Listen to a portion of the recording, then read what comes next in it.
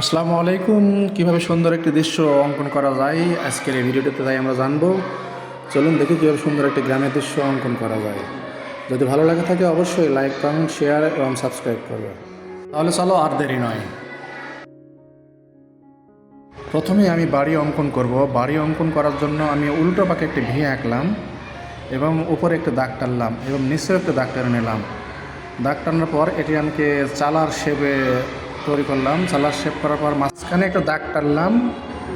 মাঝের দাগটা একটু বড় হবে এবং দুই সাইডের দাগটা একটু ছোট হবে এবং ঘরের সামনে একটি বারান্দা দেব।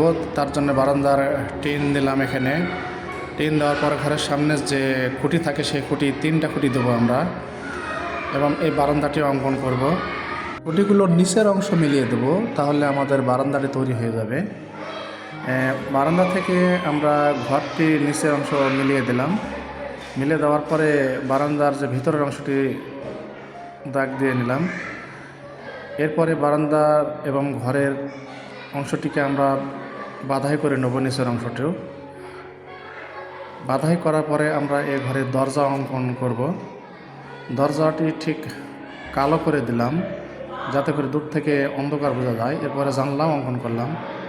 জানলাটিও সেম কালো কালার করে দিলাম। তার পাশে আরেকটি জানালা অঙ্কন করলাম। এই ঘরের 2টি জানালা, যার কারণে 2টি অঙ্কন করলাম এবং এটিকেও কালো কালার করে দিলাম। তারপরে পাশে একটি বাড়ি অঙ্কন করার জন্যে আমরা ঠিক একটি দাগ টানলাম। দাগের উপরে একটি বাঁকা করে দাগ টানলাম এবং নিচে একটি খুঁটি দিলাম। এই ঘরটিকেও আমরা ঠিক সেম বারান্দা করব। বারান্দা চারিদিকের রেখাগুলোকে মিলিয়ে দিলাম। এবার বারান্দাকে আমরা ডবল করে দেবো। ডবল করলে এটি উঁচু মনে হবে। এরপরে দরজাটি অঙ্কন করলাম সেম এই বাড়িটির মতো। দরজাটি কালো করে দিলাম যাতে করে দূর থেকে সুন্দর লাগে। এরপর গাছ অঙ্কন করলাম। গাছ ভি দিয়ে কীভাবে গাছ অঙ্কন করলাম, ভি দিয়ে গাছ অঙ্কন করা খুবই সহজ। এরপরে পাতাগুলো আঁকবো। গাছ অঙ্কনের জন্য আমি এখানে প্রায় 3 থেকে 5টি ডাল নিয়েছি। এই ডালগুলোর মাথায় আমি পাতাগুলো অঙ্কন করব। এভাবে আমি গাছটি অঙ্কন করতেছি। এটি একটি আম গাছ। আম গাছ সাধারণত বড়ই হয় এবং এই আম গাছ বাড়ির সৌন্দর্যকে আরও বৃদ্ধি করে। এরপর একটু দূরে আমরা 2টি বাড়ি অঙ্কন করব। এখানে আমি এম দিলাম। এম চিহ্ন থেকে 2টি বাড়ি অঙ্কন করতেছি, দেখো। এরপরে 3টি দাগ নিচে টানলাম যাতে করে 2টি বাড়ি একসঙ্গে হয়ে যায়। বাড়ির ধারটি বাঁধাই করে দিচ্ছি। বাড়ির ধারটি বাঁধাই করে দিলে বাড়িটা অনেক সুন্দর লাগে। বাড়ির দরজা করে দিচ্ছি এবং দরজার পরে জানালা করতেছি। জানলাটি কালো করে দিচ্ছি সেম। অপর বাড়িটিও জানালা করে দিচ্ছি। এরপরে বাড়ির পিছনে একটি খড়ের পাল্লা অঙ্কন করতেছি।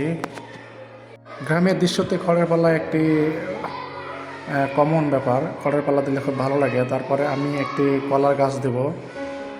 কলার গাছের ডালগুলো শেপ করে নিলাম এবং পাতাগুলোকে ঠিক ভি লেটারের মতো করে ঘাস করে দিলাম যাতে করে পাতাগুলো আরও সুন্দর লাগে। এখানে আমি প্রায় 5 থেকে 7টি পাতা দিয়েছি। এরপর বাড়ির পিছনে একটি আম গাছ অঙ্কন করব ভি দিয়ে। দেখো ভি দিয়ে কীভাবে আমি বাড়ি বা গাছ অঙ্কন করতেছি। তোমরা দেখতেছো যে উল্টো ভি দিয়ে আমি বাড়ি অঙ্কন করলাম এবং একটি ভি দিয়ে গাছ বা আম গাছ তৈরি করতেছি। আম গাছটি ঠিক একটু ছোট হবে এটার তুলনায়, যেহেতু দূরের গ্রাম এবং আম গাছগুলো একটু ছোট লাগে। এবং বাড়ির পাশে আমি বেড়া দিয়ে দিচ্ছি। এই বেড়াদের জন্য আমি অনেকগুলো খুঁটি দিয়ে দিলাম। এরপর ওই গ্রামটির সীমানার নদীর পাড়ে কতটুকু হবে তা নির্ধারণ করলাম এবং এটিকে ডবল করে দিলাম। তারপরে এই গ্রামের পাশে একটি ফুলের দৃশ্য অঙ্কন করব। কয়েকটি ফুল অঙ্কন করব। অঙ্কন করার পরে এইগুলো পাতা দেব। পাতা দেওয়া হয়ে গেলে অনেক সুন্দর লাগবে। তোমরা দেখো যে আমি কীভাবে ফুলগুলো অঙ্কন করতেছি। খুব সহজে ইজিলি একটা ফুল অঙ্কন করতেছি, এটি সবাই পারবে। মাঝে মাঝে ফুল এবং পাতা এর সমন্বয়ে আমি এই দৃশ্যটি অঙ্কন করার চেষ্টা করতেছি। তাই ভিডিওটি যাতে লম্বা না হয় বা দীর্ঘ না হয় এই জন্য আমি এখানে ফাস্ট করে দিলাম। দেখো কীভাবে আমি পাতাগুলো অঙ্কন করতেছি। এখানে তোমরা চাইলে বড় ফুলও দিতে পারো, আমি এখানে ছোটো ফুলটি চয়েস করলাম এবং এর উপরে কিছু ফুল দেব পাতার উপরে, যাতে করে ফুলগুলো লাল লাল এবং বেগুনি কালার দিয়ে অনেক সুন্দর লাগে। একটির পর একটি পাতা অঙ্কন করার পরে আমি উপরে একটি একটি করে ফুল আঁকবো।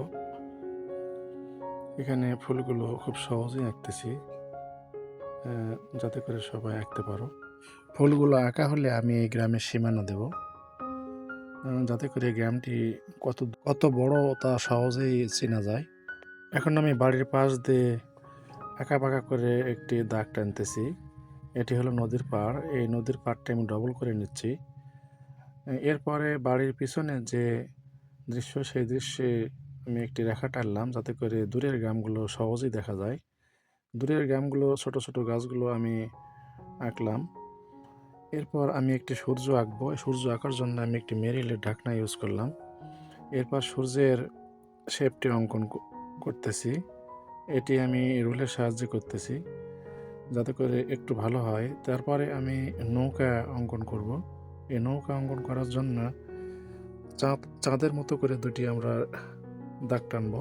এরপরে উপরে চালা দেব এবং বাঁশের শেপের মতো আমরা আড়াআড়ি করে দেবো, যাতে করে দূর থেকে বোঝা যায় এটি নৌকার নিচে পানি অথবা ঢেউ আঁকবো, যাতে করে বোঝা যায় যে নৌকাটি পানিতে দুল। কেমন লাগলো আমার এই অঙ্কনটি অবশ্যই কমেন্টস করে জানাবেন। ভিডিওটি বড় হয়ে যাওয়ার কারণে আমি এখানে কালার করা দেখালাম না। পাশে থাকবেন। আমি ভিডিওটি অঙ্কন করার পরে কালার করেছি। এই কালারটি করার পর দৃশ্যটি কেমন লাগলো অবশ্যই আপনার মতামত কমেন্ট বক্সে জানান।